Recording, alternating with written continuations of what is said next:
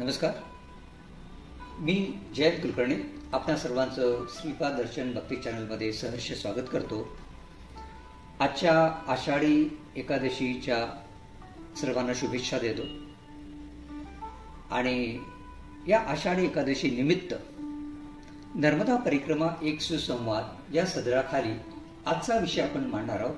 ते म्हणजे तीर्थ महात्म्य आणि महत्त्व.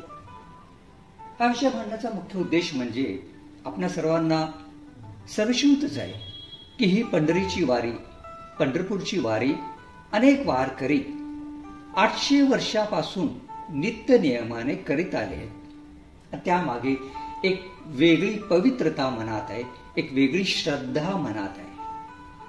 आणि ही पवित्रता आणि श्रद्धा कोणामुळे आहे? ते विठ्ठलाच्या दर्शनासाठी आहे. ते हे वारकरी वाजत गाजत नाम संकीर्तन करत, कीर्तन भजन करत, विठ्ठल विठ्ठल पांडुरंग, विठ्ठल विठ्ठल पांडुरंग असा नामघोष करीत ही पालखी निघते, ही जी वारी निघते. या वारीला कोण बरं सामील होतं? तर ज्ञानेश्वर माऊलींच्या पादुका देखील या पालखीमधून पंढरपूरला निघतात आळंदीवर. तसेच तुकाराम महाराजांच्या पादुका देहूवरून पंढरपूरला निघतात. तर या सर्व पालखी एकत्र येऊन नंतर पंढरपूर येथे येतात, चंद्रभागेमध्ये स्नान करतात आणि भगवंताचं विठ्ठलाचं दर्शन घेतात. ज्यांना हे दर्शन शक्य होत नाही ते कळसाचं दर्शन घेऊन परत माघारी फिरतात. लक्षात ठेवा, कळसाचं दर्शन घेतलं तरी विठ्ठलाचं दर्शन हे त्या वारीमध्ये त्यांना घडतं. कारण ही वारी करण्याचा शुद्ध हेतू असतो की भगवंताचं दर्शन करणं, भगवंताचं नाम संकीर्तन करणं. आता हे तीर्थ आहे, पंढरपूर हे एक मोठं क्षेत्र आहे. तर जाणून घेऊया या तीर्थाचं महात्म्य काय, महत्व काय. साधं सोपं उदाहरण द्यायचं म्हणजे आपण भगवंताला एखादा अभिषेक करतो तर ते अभिषेक ते जल आपण तीर्थ म्हणून प्राशन करतो. तसेच आपल्याकडे अनेक अशा काही गोष्टी आहेत, अनेक अशी तीर्थक्षेत्र आहेत ज्याला पुराणामध्ये अतिशय महत्व दिलेले आहे. तर ते काय महत्व दिले ते आपण थोडक्यात पाहूया. जसं आपण म्हणतो की आपली भारतभूमी संतांची भूमी आहे, देवभूमी आहे. इथे प्रत्यक्ष रामाने अवतार घेतलाय त्रेतायुगामध्ये, भगवंत कृष्णाने अवतार घेतलाय द्वापर युगामध्ये. अनेक अवतार इथे झाले. श्रीमद भागवतामध्ये 24 अवतार सांगितले. जसं वामन अवतारी, परशुराम अवतारी, असे अनेक अवतार भगवंताने घेतले. का घेतले? तर धर्माचं रक्षण करण्याकरता आणि सज्जनांचं रक्षण करण्याकरता आणि धर्म पुन्हा स्थापन करण्याकरता. जेव्हा असुर प्रवृत्ती वाढते त्यावेळी प्रत्यक्ष भगवान इथे अवतारित होतो. आता हे आपल्या संतांनी काय केलेले? आपल्याकडे अनेक संत आहेत. महाराष्ट्रात उदाहरण द्यायचं गेलं तर आपली माऊली, ज्ञान माऊली आहे, ज्ञानेश्वर माऊली आहे, तुकाराम महाराज आहेत, नामदेव महाराज आहेत, विसोबा खेचर आहेत, संत चोखोबा आहेत, उत्तरेकडील सांगायचं म्हटलं तर कबीर आहेत, सुरदास आहेत, राजस्थानमध्ये आपली मीरा आहे. ते या सर्व संतांनी काय केलेले आहे? जशी जनाबाई देखील आहे. तर आपल्या या संतांनी काय केले? आपल्या वाङ्मयातून आपल्याला भक्तीचा मार्ग दाखवला आहे. 2 प्रकारे भक्ती सांगितली आहे. एक अष्टांग योग करून जे फार नियमाचं कठोर पालन करावं लागतं, आणि दुसरी सोपी भक्ती म्हणजे नवविधा भक्ती. या नवविधा भक्तीमध्ये श्रवणम, कीर्तनम, विष्णू स्मरणम, पादसेवनम, अर्चनम, वंदनम, दास्यम, सख्यम आणि आत्मनिवेदन. आता या वारकरीमध्ये ही जी श्रवण कीर्तन ही सगळी चाललेली आहे.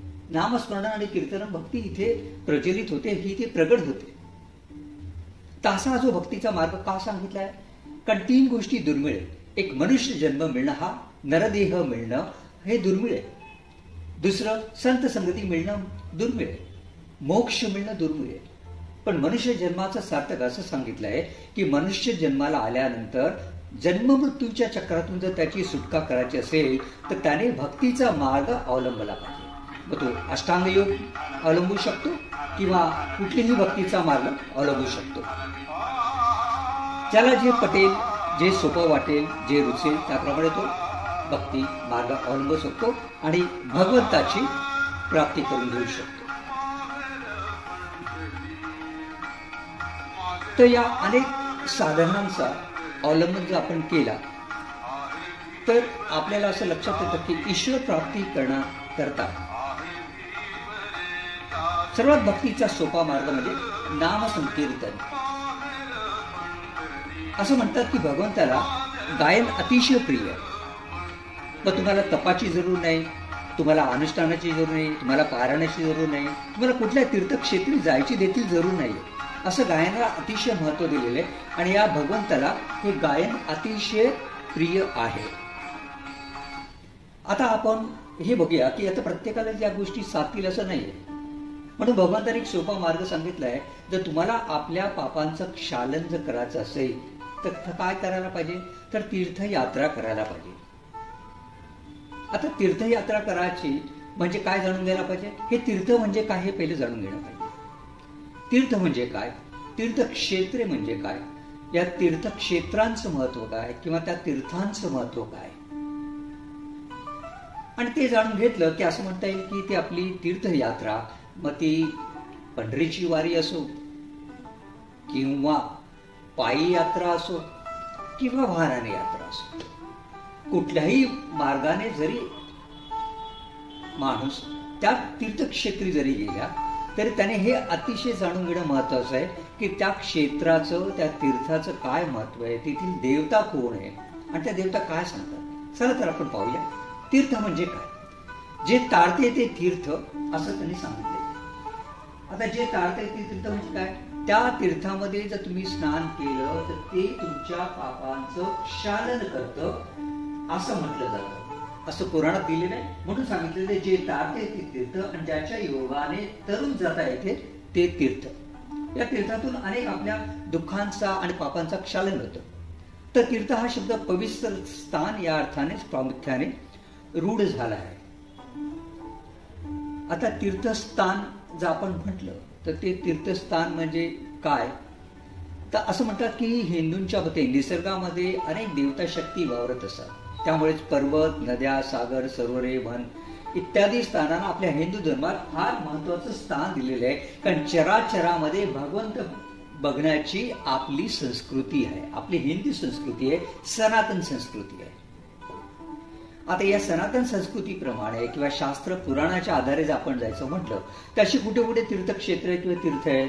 तर औदुंबर, साधं उदाहरण घ्यायचं महाराष्ट्रातलं तर औदुंबर हे श्री दत्त क्षेत्र आहे, जिथे श्री नरसिंह स्वामी महाराजांनी एक चातुर्मास केला. जर तुम्ही गुरुक्षेत्र वाचलं तर तुम्हाला या क्षेत्राचं महत्व कळेल. जिथे भुवनेश्वरी देवी आहे आणि त्या भुवनेश्वरी देवीला एक ब्राह्मण जो विद्वान नव्हता, ज्याला ज्ञान प्राप्त नव्हतं, असा तो ब्राह्मण ज्याने आपली जीभ या देवीला समर्पित केली आणि असं म्हणतात की ती देवी त्याच्यावर प्रसन्न झाली आणि सांगितलं, अरे बाळा काळजी करू नकोस, जया कृष्णेच्या काठी जा, तिथे एक यती बसलाय, एक संन्यासी बसलाय, त्याचं दर्शन घे. तो यती संन्यासी दुसरा तिसरा कोणी नसून प्रत्यक्ष श्री नरसिंह सरस्वती स्वामी महाराज. आता जर तुम्ही गुरुक्षेत्राचं जर वाचन केलं तर तुम्हाला लक्षात येईल पहिला जन्म, पहिला अवतार झाला तो श्रीपाद वल्लभांचा, जो पिठापूर येथे झाला, आणि दुसरा अवतार झाला तो श्री नरसिंह सरस्वती स्वामी महाराज, ज्यांचा जन्म कारंजा येथे झाला. आणि यांचं कार्य जर बघितलं तर औदुंबर येथे त्यांनी एक चातुर्मास केला.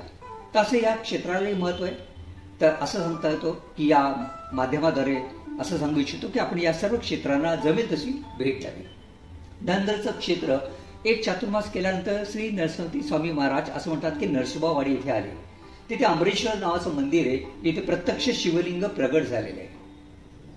तिथे अष्टतीर्थे आहेत. त्या 8 तीर्थांमध्ये स्नान करता. अर्थात ही अष्टतीर्थ गुप्त आहेत, पण त्या तीर्थामध्ये जर तुम्ही स्नान केलं आणि नरसोबावाडीमध्ये प्रत्यक्ष श्री नरसिंह स्वामी महाराजांचं जर तुम्ही दर्शन घेतलं, दत्त महाराजांचं दर्शन घेतलं, म्हणजे दत्त महाराजांचं दर्शन घेतलं, तर असं म्हणता येईल की तुमच्या सगळ्या पापांचं क्षालन होतं. आता नरसोबावाडी अतिशय पवित्र क्षेत्र आहे. तिथे प्रत्यक्ष नरसिंह सरस्वती स्वामी महाराजांनी 12 वर्ष वास्तव्य केलं होतं आणि अनेक चमत्कार केले होते. त्यांना चमत्कार सहज शक्य होते. शेवटी तो परमेश्वर अवतार आहे, भगवंताचा अवतार आहे. दत्तावतार म्हटलं तर ब्रह्मा विष्णू महेश असा त्रिगुणात्मक अंशात्मक अवतार आहे हा. तर या नरसोबावाडीला देखील आपण भेट देऊ शकतात आणि तेथील अष्टतीर्थांमध्ये स्नान करून भगवंताचं दर्शन घेऊ शकतात. तसं आणखी एक क्षेत्र सांगायचं म्हणजे या श्री नरसिंह सरस्वती स्वामी महाराजांनी 12 वर्षानंतर नरसोबावाडी सोडली आणि ते गाणगापूर मध्ये आले, जे कर्नाटकमध्ये स्थान आहे. इथे त्यांनी 24 वर्ष कार्यरत राहिले. अनेक कार्य केली आणि असं म्हणता येईल की तिथे देखील अष्टतीर्थ आहेत. जर गुरुक्षेत्राचा अध्याय वाचला तर 49व्या अध्यायामध्ये या अष्टतीर्थाचं वर्णन आलेलं आहे. तर ती अष्टतीर्थ कुठली आहे ती आपण थोडक्यात पाहूया.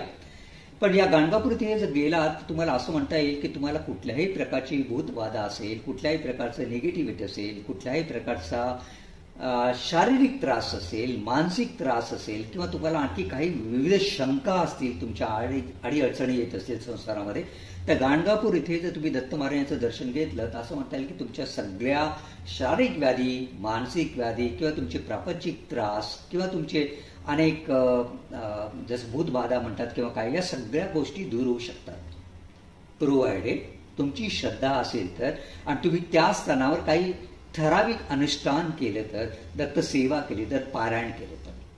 आता ही अष्टतीर्थे गाणगापूरमधील कुठलीही ते आपण थोडक्यात पाहूया. असं म्हणतात की या अष्टतीर्थात भगवंतांनी सांगितलेले, नरसिंहसती स्वामी महाराजांनी श्रीशैल्याला जाण्यापूर्वी कर्दळी महाराज जेव्हा ते गुप्त झाले तेव्हा त्यांनी सांगितले अष्टतीर्थामध्ये स्नान करा, संगमावर स्नान करा, औदुंबर वृक्षाला तुम्ही प्रदक्षिणा घाला, अष्टत वृक्षाला प्रदक्षिणा घाला आणि मग माझ्या पादुकांचं तुम्ही पूजन करा. आता ही जी अष्टतीर्थे सांगितली ती अष्टतीर्थे कुठली आपण जर पाहिलं तर इथे षटकुल तीर्थ आहे, नरसिंह तीर्थ आहे, भागीरथी तीर्थ आहे, पाप विनाशी तीर्थ आहे, कोटी तीर्थ आहे, रुद्रपाद तीर्थ आहे, चक्रेश्वर तीर्थ आहे आणि मन्मथ तीर्थ आहे. आता थोडक्यात सांगायचं म्हणजे षटकुल तीर्थाचं जर तुम्ही याची जर कहाणी ऐकायचं म्हटलं तर गुरुक्षेत्रामध्ये 39 अध्यायामध्ये ज्या वंध्या वृद्ध स्त्रीला संतती नसते तर तिला संतती प्राप्त होण्यासाठी अश्वत्थाची प्रदक्षिणा करण्यासाठी महाराजांनी, नरसिंहसती स्वामी महाराजांनी सुचवलेलं असतं आणि त्याकरता ती षटकुलामध्ये स्नान करते आणि मग त्या व्रताला आरंभ करते आणि असं म्हणतात की नंतर हळूहळू तिला ती संतती प्राप्त होते. पाप विनाशी तीर्थ म्हटलं तर कुठल्याही प्रकारची पापं जातात. अशी अनेक महत्वाची तीर्थांचं जे महत्व आहे ते सर्व गुरुक्षेत्रामध्ये दिलेले आहे. थोडक्यात तुम्ही पाहू शकता पापविनाशी तीर्थामध्ये स्नान केल्याने माणसाच्या सर्व पापाचं शालन होतं. मन्मथ तीर्थामध्ये स्नान करून कल्लेश्वराचं पूजन करायचं असतं. असं काय काही जे काही विधी दिले आहेत त्याचं महत्त्व दिलेलं आहे. त्या तीर्थामध्ये स्नान केल्याने आणि भगवंताचं अर्चन, वंदन, स्मरण, गायन केल्याने तुम्हाला काय जी काही शारीरिक, भौतिक, मानसिक जे काही व्यथा असेल ती सर्व दूर होते. आता आपण तीर्थक्षेत्र म्हणजे काय थोडक्यात पाहू. असं म्हणतात की देवांचा अवतार की त्यांच्या प्रेषित वास्तव्यामुळे किंवा चमत्कारामुळे पुनीत झालेली स्थाने त्याला तीर्थक्षेत्र असं म्हणतात. उदाहरण द्यायचं म्हटलं तर गरुडेश्वरला आपल्या टेंबे स्वामी महाराजांनी म्हणजे वासुदेवानंद सरस्वती स्वामी महाराजांनी समाधी घेतली म्हणून त्या स्थानाला महत्व आहे. दानेश्वर माऊली आळंदीचं जन्मस्थान, तिथे त्यांनी देखील समाधी घेतली. तर आपल्याला ही अशी अनेक स्थानं आहेत, विविध स्थानं आहेत, त्या स्थानांचं महत्व जाणून घेण्याकरता त्या ठिकाणी कुठले देवता आहेत, कुठले देव आहेत, कुठला ईश्वर आहे, कुठले संत आहेत, त्यांनी काय कार्य केलं किंवा त्या भूमीचं काय पवित्र आहे, या सगळ्या गोष्टी आपण जाणून घ्यायला पाहिजे. तर असं म्हणतात की त्या ठिकाणी ज्या ठिकाणी संतांची भूमी असते, देवतांची भूमी असते, त्या ठिकाणी सर्व देवता सूक्ष्म रूपात स्थापित असतात.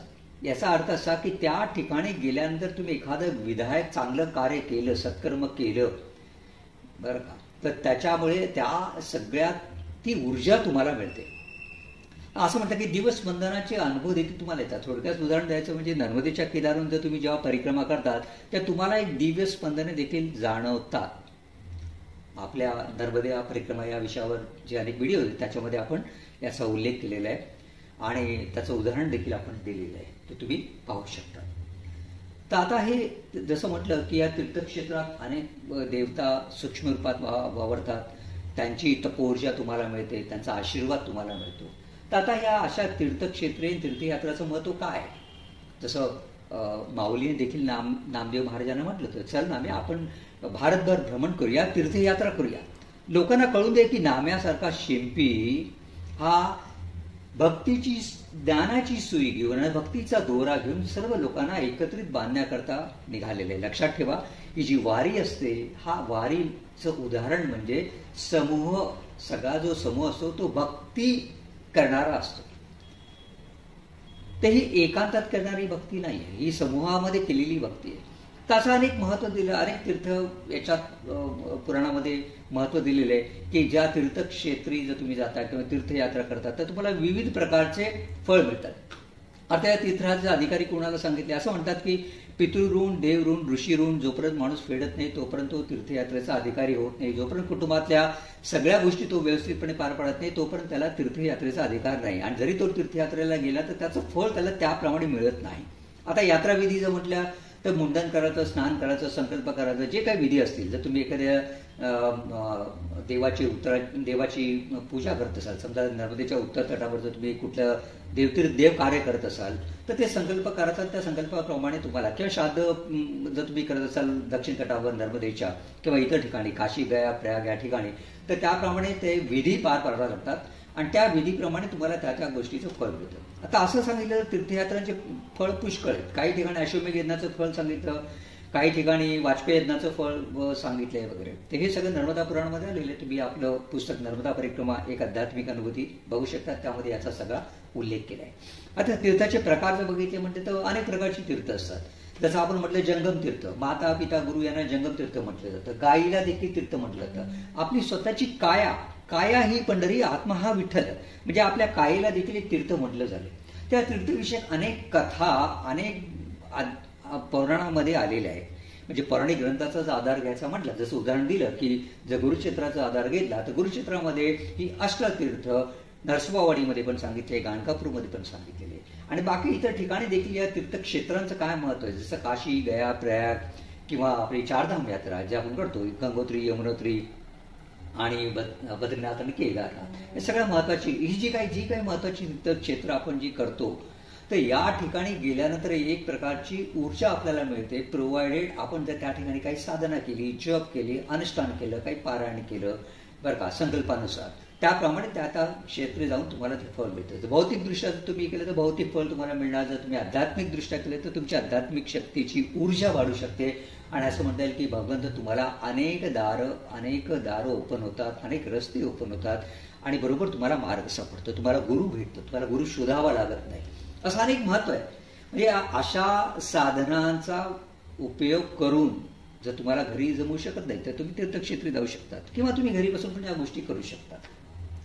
आता आपल्याकडे तीर्थक्षेत्राचं उदाहरण द्यायचं म्हटलं तर काशीचं उदाहरण आपल्याला माहिती आहे. ज्या ठिकाणी आपण जिथे म्हटलं की तिथे काशी आहे, हरिद्वार आहे, प्रयाग आहे, कणखल आहे. आता या ठिकाणी गंगा नदी ही म्हणजे असं म्हणता येईल की उत्तरवाहिनी होते.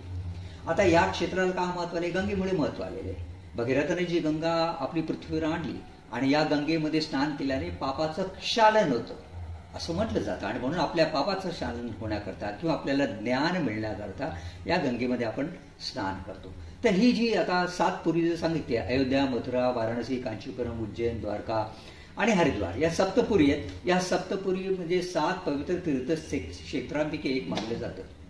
म्हणजे हिंदू पुराणानुसार हरिद्वारमध्ये गंगे स्नान केल्याने सर्व पापे धुतली जातात व मोक्ष प्राप्ती होते. याचा अर्थ असा नाही की पापांचं क्षालन झालं म्हणजे पुढची पापं करायला मोकळी नाही. एक लक्षात ठेवा, म्हणजे मानसिक प्रवृत्ती बदलते आणि तुमची आध्यात्मिक प्रवृत्ती वाढून सगळं मन इंद्रिय दमन करून तुम्ही ते भगवंताकडे वळवता. आता अयोध्यात श्रीराम जन्मभूमी सर्वांनाच ठाऊक आहे. त्रेतायुगामध्ये जो यांनी रामाने अवतार घेतला, भगवंताने अवतार घेतला, तर त्याने एक आपल्याला आदर्श असं हे करून दाखवले, उदाहरण दिलेले की कसं रामासारखं आपण आयुष्य असावं. जसं एक पत्नी व्रत पण आहे, त्याच्या व्यतिरिक्त वडिलांची आज्ञा मानणार आहे, आईची आज्ञा मानणार आहे, पती सावत्र असो, काही सारखी असो वगैरे वगैरे बरं का. तर हे अनेक प्रकारची अशी रामाने उदाहरण दिली आहे की माणसाने आपण जन्माचं कर्म कशा पद्धतीने करावं, जगावं कसं, हे श्रीरामाच्या चरित्रामधून आपल्याला कळतं. तर अयोध्या हे हिंदूचं पावन आणि पवित्र तीर्थक्षेत्र आहे.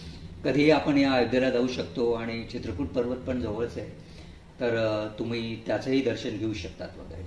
आता उदाहरण द्यायचं म्हणजे इथं मथुरा जर बघितलं तर भगवंताचं श्रीकृष्णाचं जन्मस्थान कुठलं आहे तर मथुरेमध्ये जेव्हा कारागृहामध्ये जेव्हा देवकीला आणि वसुदेवाला बंदिस्त केलं होतं त्या ठिकाणी भगवान अवतारीच झाले. लक्षात ठेवा, तो अजन्म आहे.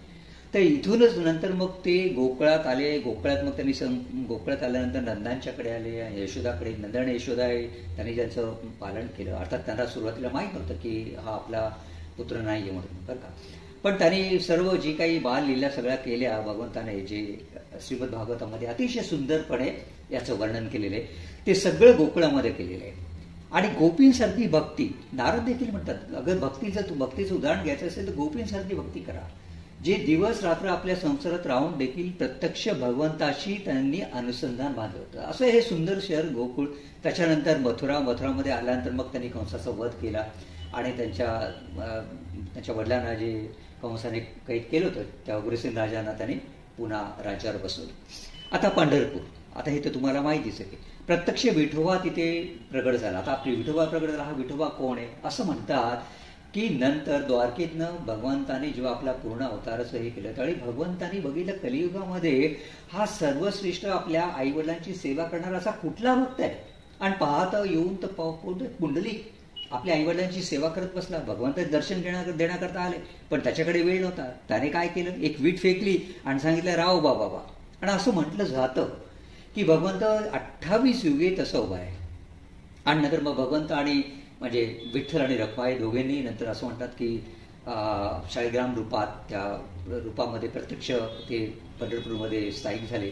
आणि त्याप्रमाणे नंतर ही सगळी वारी निघाली आणि सर्वजण विठ्ठल विठ्ठल नामाचा जयघोष करीत विठ्ठल भक्ती ही प्रचलित झाली सगळीकडे. आळंदी स्थान ज्ञानेश्वर माऊलींचं जन्मस्थान, ज्ञानेश्वर माऊलींनी घेतलेलं समाधीस्थान. असं म्हणता येईल की ज्ञानेश्वर माऊलींनी आळंदीला एका वेगळ्या तीर्थक्षेत्राचं रूप दिलं. म्हणजे ज्ञानेश्वर माऊलींनी जी भावार्थ दीपिका मांडली, जी ज्ञानेश्वरी मांडली, त्याच्यातून जी ज्ञानेश्वरी म्हणजे भगवद्गीताची टीका आहे. म्हणजे सोप्या भाषेमध्ये त्यांनी सांगितलं, जसं भगवंतांनी सांगितलं होतं की मी जन्म का घेतो, तर मी संतांचं रक्षण, सज्जनांचं रक्षण करण्याकरता आणि दुर्जनांचा नाश करण्याकरता. पण माऊलींनी दुर्जनांचा नाश म्हटला नाही. त्यांनी काय म्हटलं, त्यांनी असं म्हटलं की या दुर्जन लोकांची ही दुर्जन प्रवृत्ती, दुष्ट प्रवृत्ती जावं, असं त्यांनी सांगितलं. त्याचं जर प्रसारदान बघितलं तर फार सुंदर प्रसारदान आहे. अशा ज्ञानेश्वर माऊलींच्या समाधी स्थानाला आपण जाऊ शकतात, त्यांचं दर्शन घेऊ शकतात वगैरे. आणि मग तिथे हरिपाठ म्हणू शकतात वगैरे. तसं देहूजवळ संत तुकाराम महाराजांची ही पवित्र भूमी, त्यांच्यामुळे ही भूमी प्रसिद्ध झाली. आणि संत तुकाराम महाराजांची जी तुकाराम गाथा आहे त्याच्यामध्ये तर प्रत्येक ठिकाणी त्याने सांगितलेले आहे की कसं देवाची भक्ती कशी करायला पाहिजे. जन्म माणसाला जो मिळतो हा फार दुर्मिळ आहे. हा जन्माचं सार्थक कसं करायचं, तर भगवंताची भक्ती करण्यात, नामस्मरण करण्यात, नामसंकीर्तन करण्यात, गायन करण्यात, कीर्तन करण्यात, बरं का. एवढ्या करताच प्रवचन कीर्तन सगळ्यांनी मिळून ऐकायचे असतात, ज्याच्यामुळे आपल्या मधील सगळी असं म्हणता येईल की सगळ्या ज्या वाईट गोष्टी आहेत त्या सगळ्या निघून जातात. आणि हळूहळू आपल्या शरीरातले नसा सगळ्या शुद्ध व्हायला लागतात आणि मग शुद्ध विचार माणसाच्या मनामध्ये येतात. ज्या तुकाराम महाराजांचे अभंग इंद्रायणी नदीमध्ये बुडवले होते तेच अभंग इंद्रायणी नदीने त्यांना परत केले. हे फार मोठं गोष्ट आहे. तर आपल्याला ही सगळ्या गोष्टी माहिती पाहिजे. आता गरुडेश्वर गुजरातमधील हे स्थान बघितलं तर आपले टेंबी स्वामी महाराज, म्हणजे वासुदेवानंद सरस्वती स्वामी महाराजांनी जो भारतभर भ्रमण केलं आणि 23वा चातुर्मास त्यांनी गरुडेश्वर येथे केला. त्यांना प्रत्यक्ष नर्मदा मैयाने दर्शन दिले बरं का. आणि हे प्रत्यक्ष दत्त अवतार, यांच्या मांडीवर स्वतः दत्त महाराजांची बाळ रूपात देखील दर्शन कितीकांना झालेले आहे.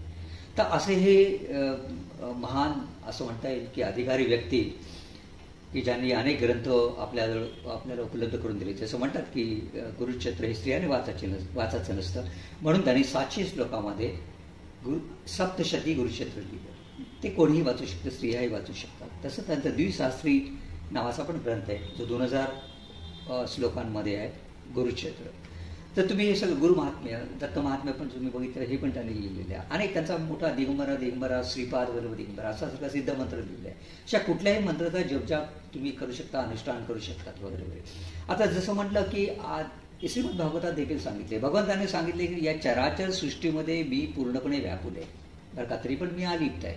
तर या चराचर सृष्टीमध्ये म्हटलं तर नद्या, सागर, सरोवरे, डोंगर, जे काय आपण म्हणतो त्या प्रत्येक ठिकाणी आपण परमेश्वराचं अस्तित्व पाहतो बरं का. ही आपली हिंदू संस्कृती आहे. या संस्कृतीप्रमाणे आपण काय करतो, प्रत्येक नदीला पवित्र तीर्थच मानलेलं आपण. आता नद्या कुठल्या, आपल्याकडे जे 7 नद्या आहेत, 7 प्रकारच्या आपल्याकडे ज्या नद्या सांगितलेल्या आहेत, त्या 7 पुण्य नद्या कुठल्या आपल्या सगळ्यांना सर्व श्रुत आहेच. त्यामध्ये आपण प्रत्येक वेळी लहानपणापासून आपल्याला या गोष्टी सांगतच आलेल्या आहेत. म्हणजे आपण लहानपणी आपल्या घरच्यांकडनं ऐकलेलं आहे, शाळेमध्ये शिकताना आपण ऐकलेलं आहे, आणि कुठल्या ठिकाणी काही ठिकाणी जर आपण वाचन केलं असेल किंवा श्रवण केलं असेल तर आपल्याला सांगितलं जातं. कुठल्या आहेत? गंगा आहे. आता गंगेचं महत्त्व कसं आलं आहे? गंगेला जर कणखल, हरिद्वार, प्रयाग, काशी ही महत्त्वाची तीर्थस्थाने तिच्या काठी आहेत. आपण अगोदर सांगितलं होतं ही उत्तरवाहिनी झाली आहे, त्या तीर्थक्षेत्राला अतिशय महत्त्व आले. गंगेमध्ये स्नान केल्याने ज्ञानाचा उदय होतो, गंगेमध्ये स्नान केल्याने पापाचं क्षालन होतं, वगैरे वगैरे ही सगळ्या गोष्टी आपल्याला माहिती. त्याचप्रमाणे यमुना. आता यमुना कसं, यमुनाच्या बघितलं जसं भगवंताने स्वतः मथुरेमध्ये जो वास केला, तर यमुनेच्या ठिकाणी त्यांनी ज्या बाललीला केल्या, जसं काली नागाचं दमन केलं, ते ही पवित्र भूमी मानली जाते. त्याचप्रमाणे जी तीर्थक्षेत्र आहे, वृंदावन आहे, मथुरा आहे, गोकुळे, ही सगळी तीर्थक्षेत्र भगवंताच्या लीलामुळेच अतिशय पवित्र स्थान बनलेली. गोदावरी उदाहरण द्यायचं म्हणजे त्र्यंबकेश्वर ही 12 ज्योतिर्लिंगापैकी ज्योतिर्लिंग आहे. नाशिक आणि पंचवटी ही क्षेत्र तिच्याच काठी आहे. गोदावरीमध्ये देखील कुंभमेळा भरतो, जसं आपल्या इतर ठिकाणी काशीमध्ये जसा भरतो किंवा प्रयाग किंवा गयामध्ये जसा भरतो, प्रयागमध्ये भरतो, तसा इथे गोदावरीच्या ठिकाणी, नाशिक त्या ठिकाणी कुंभमेळा भरतो. सरस्वती प्रयाग येथे गेले तर त्रिवेणी संगमात ती गुप्त रूपाने असलेली ही नदी आहे. ही सरस्वती नदी 7 पुण्य नद्यापैकी एक नदी आहे बरं का. तर सरस्वतीची पण उपासना म्हणजे त्या तीर्थामध्ये पण स्नान केल्याने एक वेगळ्या प्रकारची ऊर्जा तुम्हाला मिळू शकते, वेगळ्या प्रकारची आध्यात्मिक ऊर्जा मिळू शकते. कावेरी. आता गंगेबद्दल जसं उत्तर भारतात जो भक्तिभाव आहे तोच भाव दक्षिणेत कावेरी बद्दल आहे. असं म्हणतात की बलरामाने या कावेरीची यात्रा केली. बलराम कोण? भगवंताचा भाऊ, भगवान श्रीकृष्णाचा जो मोठा भाऊ जो द्वापर युगामध्ये आला, त्या बलरामाने देखील कावेरीची यात्रा केली होती. आता आपण आणखी जर नद्यांच्या बद्दल जर बघितलं तर नर्मदा. आता नर्मदा सर्वश्रुत आहे. अमरकंटक या स्थानापासून तिचा उगम होतो. ही शिवकन्या आहे. आपल्या जो नर्मदा परिक्रमा या व्हिडिओमध्ये आपण नर्मदेची उत्पत्ती कशी झाली या सगळ्याची पूर्ण डिटेल कहाणी दिलेली आहे, कथा दिलेली आहे, सांगितलेली आहे, तर ते अवश्य तुम्ही पहा. तर या नर्मदेच्या ठिकाणी देखील आपण अनेक तीर्थ आहेत, त्या विषयावर आपण येऊया. आता सिंधू. असं म्हणतात की सिंधूच्या नावाने हिंदू हा शब्द तयार झाला. ही एक अजून एक पवित्र नदी मानली जाते. म्हणजे ज्या 7 पुण्य नद्या आहेत, ज्या 7 पुण्य नद्या आहेत, त्या 7 पुण्य नद्याच्या ठिकाणी अनेक जी क्षेत्र आहेत ती तीर्थक्षेत्र म्हणून प्रसिद्ध आहे. कारण काहीतरी तिथे काही काही घटना घडलेल्या आहेत, त्यामुळे त्यांना तीर्थक्षेत्राचं स्वरूप आलेले आहे. आता असं म्हटलं जातं की हिंदू परंपराप्रमाणे माघ महिन्याच्या अमावस्येला येणारी मौनी अमावस्या ही नदी किंवा समुद्रात पवित्र स्नान करण्यासाठी एक शुभ दिवस मानली जाते. आता हिंदू धर्मानुसार किंवा पुराणानुसार ज्या काही कथा आल्या आहेत, ज्या काही गोष्टी आपल्याला सांगितल्या, त्याप्रमाणे आपण त्याचं पालन करतो. काही ठिकाणी काही लोक मौन व्रत देखील पाळतात. आता मौन व्रत याचा अर्थ काय? अजिबात बोलायचं असं नाही. मौन व्रत पाळणं याचा अर्थ असा आहे की आपल्या इंद्रिय दमन करणं आणि सर्व इंद्रिय भगवंताशी एकवटून आणणं, म्हणजे मनाला भगवंताकडे वळवणं बरं का. आता कुंभमेळा भरतो. कुंभमेळा देखील पवित्र स्नानासाठी अनेक जण जातात. आत्ताच आपला जो कुंभमेळा झाला होता, अनेकांनी त्यावेळी बघितलं, प्रत्येकाने तिथे स्नान केलं. आणि असं म्हणतात की जेव्हा कुंभमेळा असतो त्यावेळी त्या नदीमध्ये, त्या तीर्थक्षेत्र ठिकाणी स्नान करणं अतिशय पुण्यकारक मानलं जातं. आता नर्मदा तीर्थयात्रा परिक्रमेचं मत आपण बघणार आहोत. आता लक्षात ठेवा, नर्मदा परिक्रमा एक सुसंवाद या विषयामध्ये आपण हे तीर्थांचं महत्त्व एवढ्याकरता सांगितलंय की आपल्या नर्मदेच्या किनारी 60 करोड 60,000 तीर्थ आहेत. आता ही अनेक प्रकारची तीर्थ जी दक्षिण तटावर आहे, उत्तर तटावर आहे, त्याचा संपूर्ण महत्त्व हे नर्मदा पुराणमध्ये आलं. त्या नर्मदा पुराण कोणी लिहिलं तर व्यासाने, वेद व्यास यांनी जे स्कंद पुराण लिहिलं, त्या स्कंद पुराणामध्ये जो रेवाखंड आहे, अवंती खंड आहे, त्याच्यामधला जो रेवाखंड आहे, त्या रेवाखंडात नर्मदेचं पूर्ण महत्त्व दिले. नर्मदा नदी कोण, तिची उत्पत्ती कशी आहे, सर्व लिहिलं आणि तिच्या तीर्थक्षेत्राचंही महत्त्व दिलेले आहे. आता असं म्हटलं जातं, गंगेची यमुनेची व गोदावरी सरस्वती नर्मदा सिंधू कावेरी जलस्मिन सन्निधी करू. म्हणजे आपण लहानपणी बघितलं, अभिषेक करताना आपण म्हणतो तर आपल्याकडे एखादं तीर्थ नसेल तर आपण त्या कमंडलूमध्ये असलेल्याच्यावर हात ठेवून एक श्लोक म्हटला तर असं म्हणता येईल की आपल्या ते तीर्थरूपात प्रगट होतं. गंगा स्नाने, यमुना पाणी, नर्मदा दर्शने सर्व पाप त्रिविताप नष्ट होतात. म्हणजे गंगेच्या 1 वेळ स्नान आहे, यमुनेच्या 7 दिवस स्नान आहे, सरस्वतीमध्ये 3 दिवस स्नान केले जातात आणि नर्मदेच्या केवळ दर्शनानेच माणसाच्या पापांचं क्षालन होतं असं म्हटलं जातं बरं का. आता म्हणून त्यांनी काय म्हटलेलं आहे त्याच्यामध्ये, नर्मदाय नमः प्रातः नर्मदाय नमो निशी नमस्ते नर्मदे देवी त्राही मां भवसागर. म्हणजे याचा अर्थ काय, नर्मदा परिक्रमामध्ये तुम्ही ती पायी असो, वाहने असो, उत्तरवाहिनी असो, प्रत्येक वेळी तुमच्या मुखामध्ये नर्मदेचं पण नाव असलं पाहिजे किंवा कुठला तरी एका मंत्र म्हटलं पाहिजे किंवा कुठलं तरी नामस्मरण तरी असलं पाहिजे. थोडक्यात म्हणजे तुम्ही अनुसंधान बांधलं पाहिजे. नर्मदेच्या किनारी जेव्हा तुम्ही चालता तेव्हा यात्रा करता, जे काही कराल किंवा परिक्रमा कराल, त्यावेळी नर्मदेशी तुम्ही अनुसंधान मानलं पाहिजे की शिवाशी अनुसंधान मानलं पाहिजे. आता असं म्हणतात, पुण्याकंठले गंगा कुरुक्षेत्रे सरस्वती ग्रामे वा यदी वारण्ये पुण्या सरतर नर्मदा. याचा अर्थ काय, गंगेमुळे कणकल हरिद्वार या क्षेत्रांना फार महत्व आलेले आहे, तसंच कुरुक्षेत्रमध्ये सरस्वतीच्या याच्याप्रमाणे महत्व आलेले आहे. पण ही नर्मदा नदी कुठेही वाव, गावातून वाव, अरण्यातून वाव किंवा पर्वतातून वाव, प्रत्येक प्रदेशाला ती पुण्यमय करते. त्रिभी सारस्वतम पुण्य सप्ताहेन युता तू या मनम सध्या पुन्हा ती गांगे दर्शना देव नर्मदा. म्हणजे असं म्हटलंय की सरस्वतीमध्ये 3 दिवस स्नान, गंगेमध्ये 1 वेळा स्नान आणि यमुनेमध्ये 7 दिवस स्नान केल्याने जे पुण्य मिळते, त्याची पापाचं क्षण होतं, ते केवळ नर्मदेच्या दर्शनानेच होतं.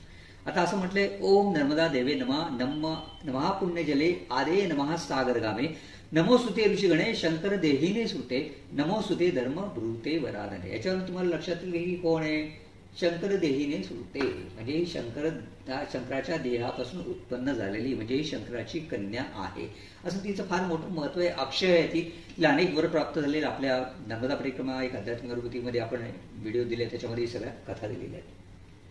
रेवातिरी तपकुर्या मरणम जान्हवी तटे. याचा अर्थ असं म्हटलं तर मरण हवं असेल तर जान्हवीच्या तटे म्हणजे गंगेच्या तटी जायला पाहिजे. रेवाच्या तप करायचं असेल तर रेवाच्या तीर म्हणजे नर्मदेच्या तीरावर हे तप करायला पाहिजे. कारण नर्मदा पुराणामध्ये हे आलेलेच आहे. का आलेले आहे, कारण असं म्हणतात ते 60 कोटी 60,000 तीर्थ आहेत तिथे ती तपोभूमी, आनंदभूमी आहे, परमानंद भूमी आहे. अनेक देवदेवता अजूनही सूक्ष्म रूपात तिथे असं म्हणतात की तप करतात ते. त्यामुळे नर्मदेच्या किनारे जर तुम्ही चालाल तर तुम्हाला त्यांची तपोऊर्जा मिळते. तपोऊर्जा मिळाल्याने तुमची आध्यात्मिक प्रगती होते. हे थोडक्यात लक्षात ठेवा. भौतिक प्रगतीचा आपण याच्यात विचार करत नाही. म्हणजे ही देवांची भूमी आहे, ऋषींची भूमी आहे, आनंदभूमी आहे, तपोभूमी आहे असं म्हटलं आहे. तर आता हे नर्मदेमध्ये अनेक तीर्थ आहेत. जसं म्हटलं 60 करोड 60,000 तीर्थ आहे. तर त्या अर्थात आपण 60 करोड 60,000 तीर्थाचं परिक्रमा करायची म्हटली तर आपल्या सगळं आयुष्य निघून जाईल. तर थोडक्यात आपल्याला त्याच्या उत्तर तटावर आणि दक्षिण तटावर काय काय तीर्थक्षेत्र आहेत हे आपल्याला जर कळली, त्या तीर्थांचं महत्त्व काय आहे, त्या तीर्थामध्ये स्नान केल्याने काय होतं, कुठल्या प्रकारची विधी करायची असतात आणि ही तीर्थ त्या तीर्थांना ही वेगळी नावं कशी मिळाली. उदाहरणार्थ त्याचं नारद तीर्थ, ब्रह्मावर तीर्थ म्हणजे तिथे ब्रह्मदेवाने तपश्चर्या केली. नारद तीर्थ म्हणजे ते नारदाने जिथे तपश्चर्या केली. कुबेरचं तिथे कुबेराने तपश्चर्या केली. राम लक्ष्मणाने तपश्चर्या केली, ते कपितीर्थ. अशी वगैरे अनेक तीर्थस्थानं आहेत. तर आपण थोडक्यात पुढच्या सत्रामध्ये पाहणार आहोत या दक्षिण तटावर असलेली काही 7 ते 8 किंवा 10 तीर्थक्षेत्र आपण पाहणार आहोत. तसंच उत्तर तटावर कुठली ती 8 ते 10 तीर्थक्षेत्र आहेत त्याच्याबद्दल तुम्हाला मी माहिती देणार आहे. उद्देश एकच आहे की आता आषाढी एकादशी आपली सुरू झाली, म्हणजे चातुर्मास सुरू झाला आहे आणि हा चातुर्मास जेव्हा संपेल म्हणजे आपली प्रबोधिनी एकादशी येते, तर त्या दुसऱ्या दिवशी खरं म्हटलं तर नर्मदा परिक्रमेला प्रारंभ होतो. तेव्हा हे आपले 4 महिने आपल्याकडे येते. या 4 महिन्या चातुर्मासामध्ये तुम्ही जरूर देवाची तपश्चर्या करा, आराधना करा, नामसंकीर्तन करा, एखादं अनुष्ठान करा. आणि जर तुम्हाला नर्मदेची परिक्रमा करायची असेल, मग ती पायी असो किंवा तुम्हाला वाहनाने असो, जे असेल तुमचा हेतू असेल तसा, कारण उत्तरवाहिनी ती चैत्र महिन्यात केली जाते, तर तुम्हाला त्याच्या तयारी करता मानसिक तयारी करायला पाहिजे. शारीरिक मानसिक तयारी करायला पाहिजे. मग त्या मानसिक तयारीपेक्षाही ही तीर्थक्षेत्र कुठलीही जाणून घ्यायला पाहिजे. एक लक्षात ठेवा, केवळ ओझं घेऊन चालायची ती शारीरिक तयारी करायची किंवा मानसिक तयारी करायची, काही झालं तरी मी परिक्रमा पूर्ण करणारच मगच परत येणार, हे नुसतं बोलून चालणार नाही. त्याच्याकरता तीर्थक्षेत्र कुठली आहे, त्या तीर्थक्षेत्रा ठिकाणी काय कर्म करायला पाहिजे, काय सत्कर्म करायला पाहिजे, काय अनुष्ठान करायला पाहिजे, कसं अनुसंधान बांधायला पाहिजे, हे सांगण्याचा उद्देश आहे. जेणेकरून आपली ही परिक्रमा अतिशय आनंदात होईल. एक लक्षात ठेव, नर्मदा मैया सर्वांना दर्शन देते, पण त्या दर्शनासाठी, ती दिसण्यासाठी जी दृष्टी लागते, तिची जी अनुभूती घ्यायला लागते, त्या अनुभूतीसाठी थोडी तपश्चर्या लागते. तर या तपश्चर्यासाठी हा सर्व खटाटोप आहे. तर हे सगळं आपल्यासमोर मांडण्याचा प्रयत्न करतो. आशा करतो की तुम्हाला हा व्हिडिओ आवडेल आणि ही माहिती उपयुक्त होईल आणि याचा तुम्ही नक्कीच उपयोग कराल आपली नर्मदा परिक्रमा करण्याकरता किंवा तुम्हाला जर कुठल्या तीर्थक्षेत्री भेट द्यायची असेल, जसं म्हटलं 84 कोस परिक्रमा आहे, गोवर्धन परिक्रमा आहे किंवा चारधाम यात्रा आहे बरं का, तिथे तुम्ही जाऊ शकता. काशी प्रयाग या ठिकाणी जाऊ शकतात. आणि कुठल्याही तीर्थक्षेत्री तुम्ही जाऊ शकता. आणि त्या तीर्थक्षेत्री जाऊन त्या तीर्थक्षेत्राचा जर आनंद तुम्हाला उपभोगायचा असेल तर तुम्हाला याच गोष्टी करायला पाहिजे की एक अनुसंधान आपल्या भगवंताची, ईश्वराशी मान झाला पाहिजे, जेणेकरून आपली आध्यात्मिक प्रगती होईल. आशा करतो की हा व्हिडिओ तुम्हाला आवडेल आणि भगवंताला प्रार्थना करतो की आपल्या सर्व उर्वरित आयुष्य हे आनंददायी जावो, निरामयी हो, निरोगी राहो आणि भगवंताकडे आपलं मन वळो आणि आपलीही देखील आध्यात्मिक प्रगती हो, आपल्यालाही छानशी अनुभूती येऊ अशी इच्छा करतो, प्रकट करतो आणि माझ्या शब्दांना इथे विराम देतो. नर्मदे नर्मदे. अवधूत चिंतन. श्री गुरुदेव दत्त. श्री गुरुदेव दत्त. श्री गुरुदेव दत्त.